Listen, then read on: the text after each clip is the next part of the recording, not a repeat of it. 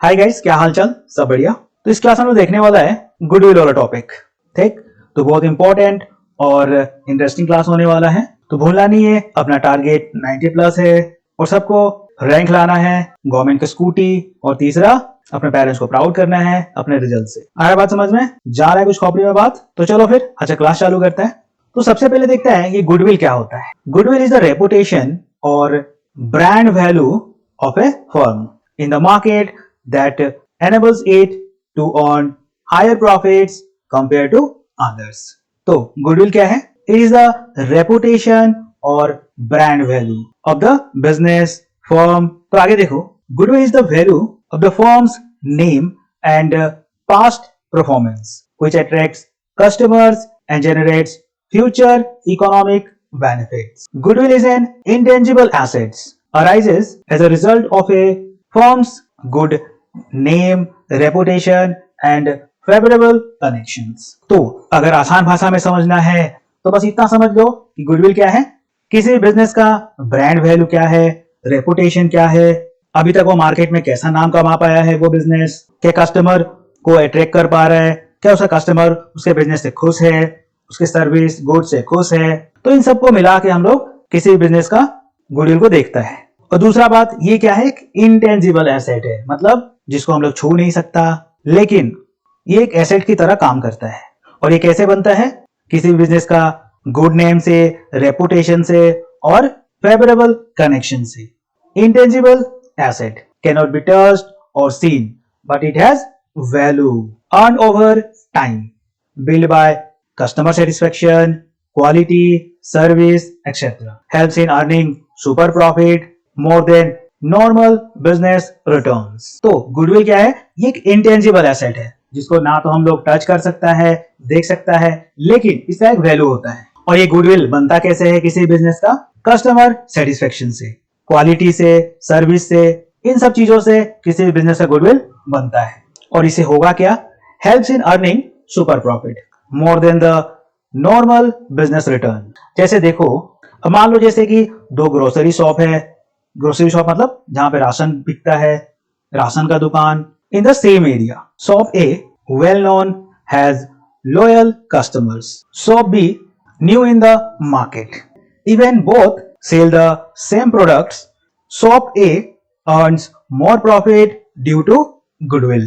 तो शॉप ए जो कि काफी वेल नोन है और इसका जो कस्टमर्स है वो काफी लॉयल है, मतलब इन्हीं से खरीदना है। दूसरा जो कस्टमर्स है काफी सेटिस्फाइड कस्टमर्स है, और जो शॉप बी है वो मार्केट में नया है। हालांकि दोनों शॉप सेम प्रोडक्ट बेचता है, लेकिन shop A earns more profit. किस लिए? Due to goodwill. ये अपना गुडविल एक बना रखा है मार्केट के अंदर। कैसे? अपना रॉयल कस्टमर से, जहां पे ये कस्टमर सेटिस्फेक्शन, क्वालिटी और सर्विस अच्छा दे रहा है। आगे देखो, नेचर ऑफ गुडविल। इसमें पहला आता है intangible asset. Goodwill is not physical, you can not see और touch it, but it has value and is shown as an asset in the firm's balance sheet. Next है not a fictitious asset. Unlike fictitious assets like preliminary expenses, goodwill is real and has economic value. आगे देखो, valued only on special occasions. Goodwill is usually not valued regularly, but only at special times like admission of a partner, retirement, death of a partner, sale of business, amalgamation or reconstruction. It depends on business reputation, quality, customer base, etc. Next है subjective in nature. The value of goodwill varies from person to person or firm to firm. It is not a fixed amount and is based on estimation. तो आगे देखो, need for valuation of goodwill. Why do we need to value goodwill? Goodwill is valued in specific situations when partners' rights or ownership change. Here's when and why it's needed. तो पहला है admission of a new partner. When a new partner is admitted, they get a share of future profits. It is unfair to let them enjoy the goodwill earned by old partners without any compensation. So, goodwill is valued and the new partner compensates the old partners. आगे देखो, retirement और death of a partner. The retiring or deceased partner has helped in building the firm's goodwill. They must be paid for their share in the goodwill.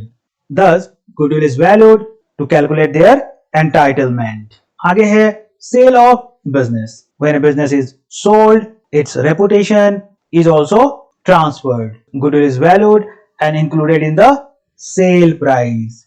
आगे है change in profit sharing ratio. If the existing partners change their ratio, one gains while other sacrifices. Goodwill is valued to compensate the sacrificing partner. तो आगे देखो factors affecting goodwill. Goodwill depends on several internal and external factors that influence a firm's reputation and earning capacity. Here are the main factors. तो पहला है quality of products or services. If a firm provides high quality goods or services, customer trust and stay loyal. This increases reputation and hence goodwill. Next है location of business. A business in a prime or busy location like near markets, schools or main roads attract more customers. Better location is equal to higher sales is equal to higher goodwill. Next है efficiency of management. A well-managed business run smoothly and profitably. Efficient management builds goodwill over time. Next है time duration of business. An old well-established firm is likely to have built a good reputation. More years in business is equal to more trust is equal to more goodwill. आगे है monopoly or limited competition. If the firm enjoys a monopoly or faces less competition, it can earn more profit and enjoy strong goodwill. Next, favorable contracts. Businesses having long-term contracts with reliable customers or suppliers are more stable. This stability increases goodwill. आगे देखो customer satisfaction and loyalty. Firms that have loyal and repeat customers have stronger goodwill. Happy customers promote business through word of mouth. तो ये था अपना goodwill. यहाँ पे हम लोग सारा थ्योरी पार्ट देखा है. नेक्स्ट क्लास से हम लोग इसका प्रैक्टिकल क्वेश्चंस वगैरह देखेगा, जहां पे इसको किस तरीके से वैल्यू करा जाता है, अलग अलग मेथड से कैसे गुडविल निकलता है, वो सब सारा चीज हम लोग नेक्स्ट क्लास में देखेगा. तो यहाँ से तुम लोग का काम चालू होता है. यहाँ पे जितना भी थ्योरी है इसको अपने कॉपी में लिख डालो और उसको रिवाइज करना चालू करो. जितना ज्यादा रीड करेगा उतना ही तुम्हारे दिमाग में वो चीज छप जाएगा और तुम एग्जाम में जाके किल कर देगा. आ रहा बात समझ में? तो भूलो मत, अपना टारगेट 90 प्लस है. तुम सबको रैंक लेके आना है, गवर्नमेंट का स्कूटी बिल्कुल नहीं छोड़ना है और अपने रिजल्ट से पेरेंट्स को खुश करना है, प्राउड करना है उनको. इस बार तुम लोग जो गलती क्लास 10 में किया, नहीं पढ़ाई किया, रिजल्ट तुम लोग के हिसाब से नहीं हुआ, 11 में पूरा फाकी दे दिया, लेकिन इस साल ये सब काम बिल्कुल नहीं करना है. इज्जत से कायदे से पढ़ाई करना है और एग्जाम में किल कर देना है. आ रहा बात समझ में? और इस चैनल के ऊपर हम लोग accountancy, business studies, eco, BMST, salesmanship, finance, ये सब सारा सब्जेक्ट कवर करने वाला है.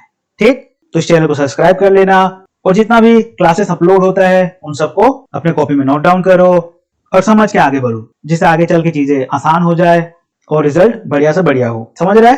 तो फाकी बिल्कुल नहीं देना है और तैयारी में लग जाना है. आ रहा बात समझ में? देखो ऐसा मत करो कि एग्जाम से 10-15 दिन पहले पढ़ाई करेगा और 40-50 नंबर में खुश हो जाएगा. ऐसा काम बिल्कुल नहीं करना है, क्योंकि देखो तुम लोग को सब कुछ सपोर्ट मिल रहा है, घर से सपोर्ट मिल रहा है, हर एक चीज का सुविधा मिल रहा है. तो तुम लोग को बस इतना काम करना है, बस अपने पढ़ाई पे फोकस करना है और जितना भी ये सब डिस्ट्रक्शन है, सोशल मीडिया, गेम, ये सब थोड़ा कम कर दो.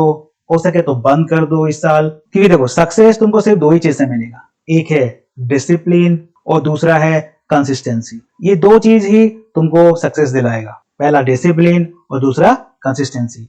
अगर तुम डिसिप्लिन है, जैसे कि तुम तय किया कि हमको 6 बजे से पढ़ाई करना है, तो करना है तो करना है. उस टाइम ऐसा नहीं कि थोड़ा बाद में कर लेता है, थोड़ा गेम खेल लेता है, थोड़ा सोशल मीडिया चला लेता है. ऐसा नहीं, फिक्स कर लिया कि 6 बजे तुमको बैठ के पढ़ाई करना है तो करना है. और दूसरा कंसिस्टेंसी, मतलब ऐसा नहीं कि तुम 2-4 दिन पढ़ाई किया, फिर फाकी देने लगा, फिर डायरेक्ट हफ्ता दिन बाद में तुम बैठा पढ़ाई करने. ऐसा नहीं, समझ रहे हैं?